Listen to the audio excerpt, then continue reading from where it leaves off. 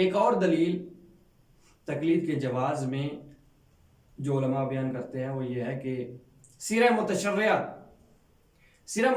کیا ہے؟ جیسے انسان بما ہوا اکلا عاقل ہونے کے نظر سے وہ اس روش پہ عمل کرتے تھے، ایسے ہی شیعیان اہل بیت علیہ السلام، ائمہ علیہ السلام کے ماننے والے اصحاب اس دور میں جو علماء تھے وہ بھی اس سیرے پہ عمل کرتے تھے، اس روش پہ عمل کرتے تھے.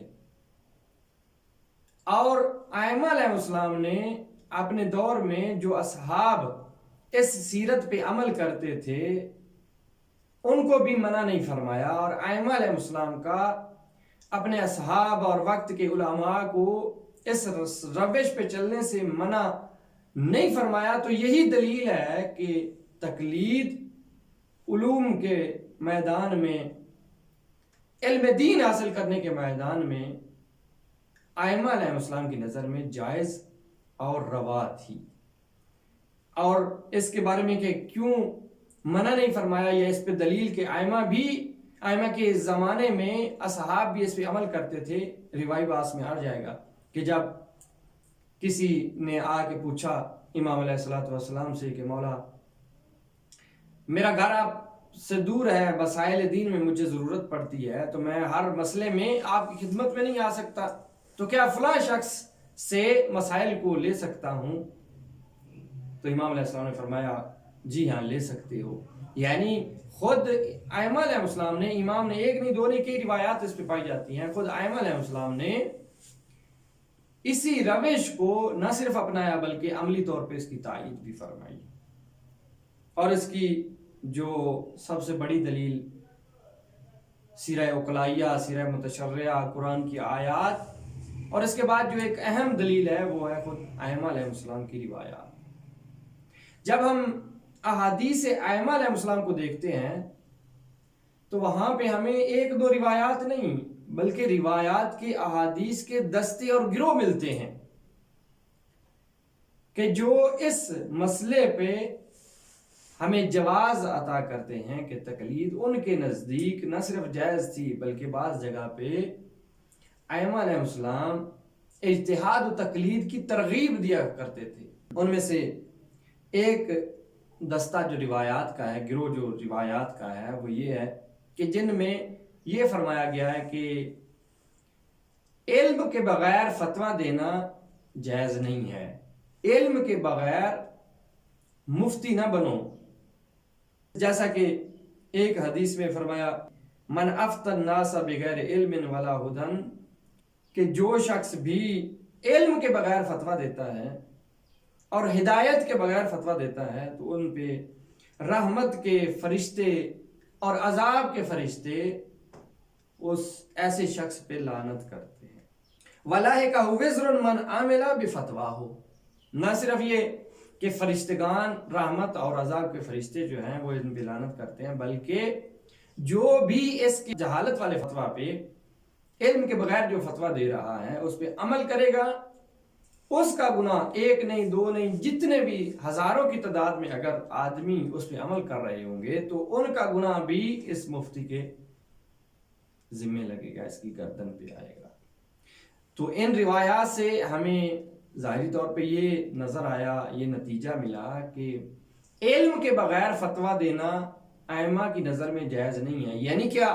یعنی اگر اہل علم ہو، علم کے میدان میں قرآن، حدیث، روایات، آیات اور اس کے ساتھ ساتھ جو اور ضروری ہیں اجتہاد کے لیے علوم، ان میں اگر تم ماہر ہوگے، علم رکھتے ہوگے، ائمہ علیہ السلام کے اقوال، خدا کے اقوال کو سمجھ کے ان سے فتویٰ لینا، ان سے مسئلے کا حل لینا، یہ جانتے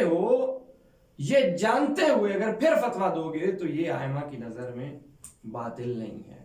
یا کچھ روایات وہ ہیں کہ جن میں خود ائمہ علیہ السلام نے فتویٰ دینے کی ترغیب دی ہے. یعنی کچھ آپ کے ایسے اصحاب تھے، اہل علم دوست، اہل علم اصحاب ماننے والے تھے کہ جن کو آپ نے ترغیب فرمائی، شوق دلایا کہ تم فتویٰ دیا کرو. ائمہ علیہم کا اپنے اصحاب کو یہ شوق دلوانا، یہ ترغیب دلوانا کہ تم فتویٰ دو،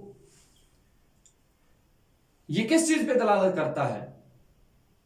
یہ کس لیے فرمایا؟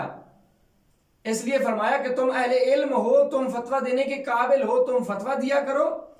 اگر ادھر سے امام ان کو فرمائے کہ تم فتویٰ دیا کرو، اور دوسرے عوام جو ہیں ان کے لیے اگر ائمہ علیہ السلام منع فرمائے کہ تم اس کے فتویٰ پہ عمل نہ کرو، تو یہ تعارض ہے۔ اور ذات اہل بیت علیہ السلام زبان وحی سے لیے گئے علم کے مصداق جو اشخاص ہیں ان کے لیے یہ جائز نہیں ہے۔ تو پاس نمونہ کے طور پہ عرض کروں گا کہ امام باقر علیہ السلام نے آبان بن تغلب اپنے ایک صحابی سے فرمایا، اجلس فی مسجد المدینہ وافت الناس فانی احب ان یرا فی شیعتی مثلک۔ یہ حدیث بہت ہی قابل غور ہے اس مسئلہ پہ۔ ایک طرف امام علیہ السلام فرماتے ہیں اپنے شہر کی مسجد میں بیٹھ جا، وافت الناس، اور لوگوں کو فتویٰ دے۔ مسائل کس چیز میں فتویٰ دے؟ ظاہر ہے دینی مسائل میں جو اہل بیت علیہ السلام نے مسائل ان کو دیے ہیں، بیان فرمائے ہیں، ان مسائل میں لوگوں کو فتویٰ دے۔ نہ صرف فتویٰ دے، پھر امام باقر علیہ السلام فرماتے ہیں فَإِنِّي أُحِبُّ، میں پسند کرتا ہوں، مجھے اچھا لگتا ہے، میں چاہتا ہوں کہ ان یرا فی شیعتی مثلک، کہ ہمارے شیعوں میں تیرے جیسے دیکھے جائیں، میں اس چیز کو پسند کرتا ہوں۔ یعنی ایسے مفتی ہونے چاہیے، ایسے مجتہد ہونے چاہیے جو دینی مسائل میں علم رکھتے ہیں، مسائل کو ہماری روایات قرآن کی روح سے استنباط کرنے کی طاقت رکھتے ہیں۔ یہ ہمارے شیعوں میں دکھائی دینے چاہیے، زیادہ سے زیادہ ہونے چاہیے۔ میں اس چیز کو پسند کرتا ہوں۔ تو بس اس سے بڑھ کے روشن واضح اور کوئی دلیل نہیں ہو سکتی تقلید کے لیے اور اجتہاد کے لیے۔ ایک طرف سے ائمہ علیہ السلام، امام باقر علیہ السلام نے اس حدیث میں افتاء یعنی فتویٰ دینے، اجتہاد کرنے کی طرف اشارہ فرمایا، اور دوسری طرف جو عوام الناس ہے، ظاہر ہے اگر جس کو امام فرمائے کہ تم فتویٰ دو، اس کے قول پہ عمل کرنا یہ ایسے ہی ہوگا، خود امام کے قول پہ آپ عمل کر رہے ہیں۔ کیوں؟ اس لیے چونکہ خود امام نے اس کو اجازت فرمائی ہے، تصدیق فرمائی۔ یا ایک اور حدیث میں امام علیہ السلام نے معاذ بن مسلم سے فرمایا کہ بلغنی انک تقعد فی الجامع فتفتی الناس، مجھے یہ خبر ملی ہے کہ تو مسجد جامع میں بیٹھتا ہے اور لوگوں کو فتویٰ دیتا ہے۔ تو وہ کہتا ہے کہ نعم، قلت نعم، میں ایسا کرتا ہوں۔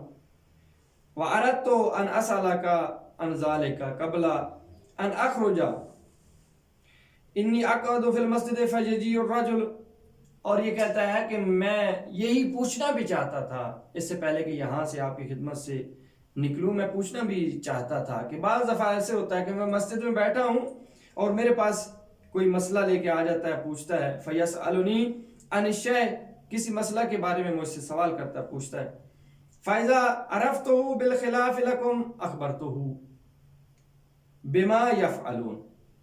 اگر وہ پوچھنے والا شخص ایسا ہے کہ جو آپ کا ماننے والا نہیں ہے، تو میں اگر علم رکھتا ہوں کہ جو ہمارے مخالف ہیں، آپ کے مخالف ہیں، یعنی عامہ کی جو نظر ہے اس مسئلہ میں، اگر میں اس کو جانتا ہوں تو اس کے ذریعے سے اسے فتویٰ دیتا ہوں۔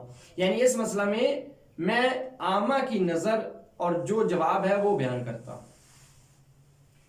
فَإِذَا وَيَجِيءُ الرَّجُلُ أَعْرِفُهُ بِمَوَدَّتِكُمْ فَأَخْبِرُهُ بِمَا جَاءَ عَنْكُمْ، اور کبھی ایسا ہوتا ہے، ایسا شخص میرے پاس آتا ہے کہ میں جانتا ہوں کہ یہ آپ کی مودت رکھتا ہے، اور وہ کسی مسئلہ میں مجھ سے پوچھتا ہے تو میں اس کو وہی بیان کرتا ہوں جو آپ کی طرف سے مجھے ملا ہے، یعنی جو آپ نے فرمایا ہے اس کو مد نظر رکھتے ہوئے اس مسئلہ میں جو حکم ہے وہ بیان کرتا ہوں۔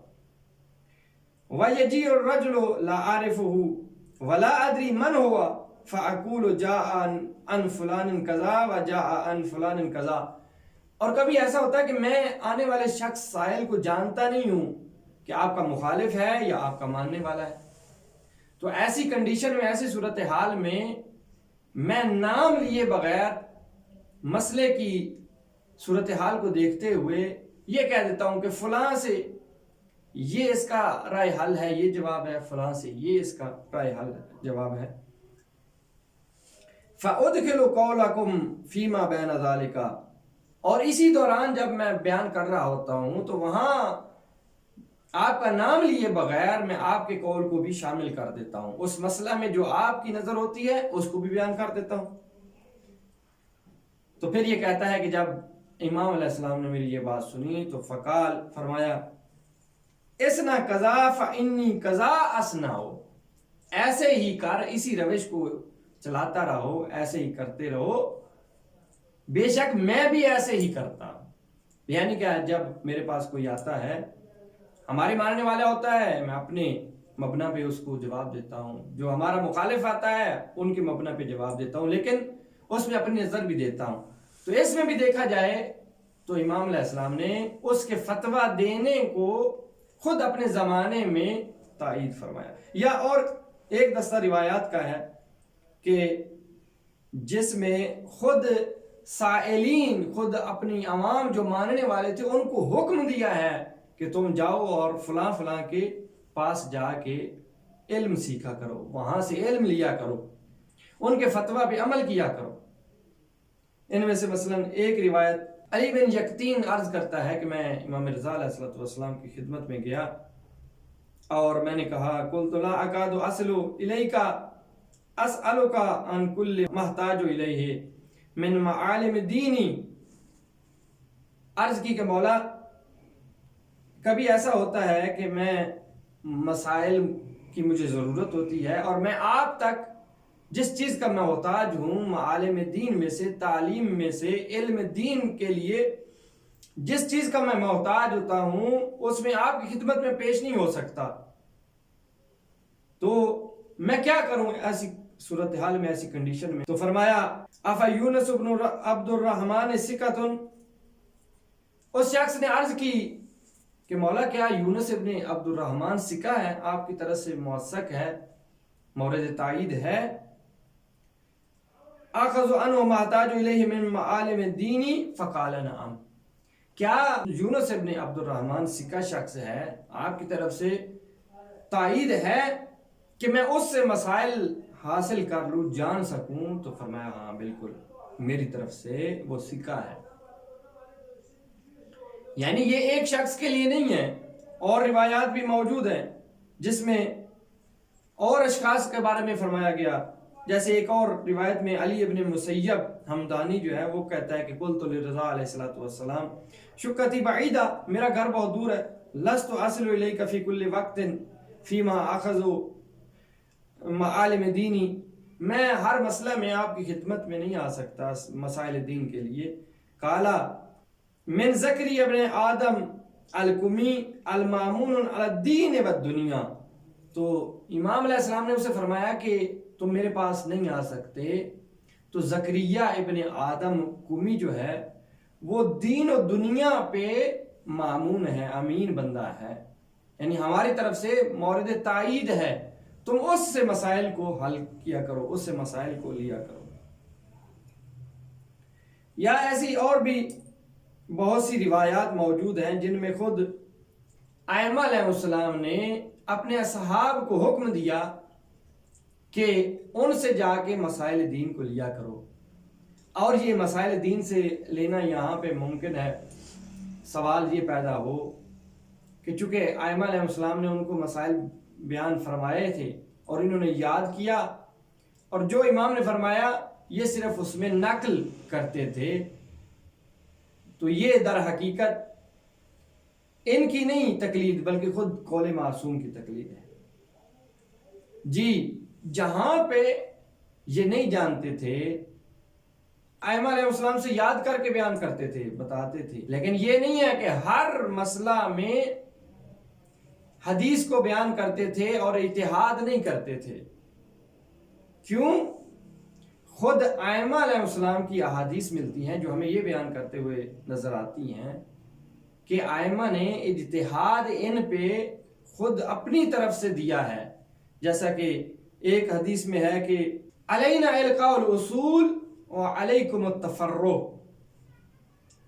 یعنی امام علیہ السلام فرماتے ہیں کہ ہم پہ ضروری ہے کہ ہم اصول جو دین کے معاملے مسائل دین میں اصول ہیں، کلی مسائل ہیں، وہ آپ کو دیں. ان اصولوں کو دیکھتے ہوئے جو اس کے مصداق اور فرعی مسائل ہیں ان پہ تطبیق دینا یہ آپ کا کام ہے، اور یہی تو مجتہد کرتا ہے. مجتہد اپنی طرف سے، فقیہ اپنی طرف سے کوئی رائے نہیں دیتا، بلکہ جو بیان کیے گئے فرمائے گئے اہل بیت علیہ السلام کے اصول ہیں، ان اصولوں کے پیش نظر ان کو دیکھتے ہوئے جو مسئلہ نکلتا ہے وہی بیان کرتے ہیں.